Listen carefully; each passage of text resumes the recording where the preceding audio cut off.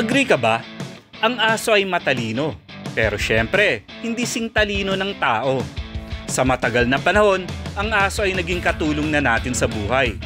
Tinagurian nga silang man's best friend, ang ating sidekick ika nga, dahil sa kanilang angking talino at pagkatapat sa tao.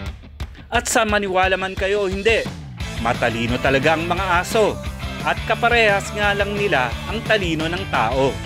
Ngunit depende kung sinong tao ang tinutukoy nyo. Kung ang taong ito ay 2 taong gulang pa lamang, hindi nalalayo ang katalinuhan nila dyan. Ayon sa pdsa.org.uk, may kakayahan ang mga aso na matuto at maintindihan ang mahigit 100 salita at kilos nyo na kayang gawin din ng 2 taong gulang na tao o bata, ika nga. Pero kumpara sa 2 taong gulang na bata, mas madali pa ring i-train ang asong alaga. Agree ka ba?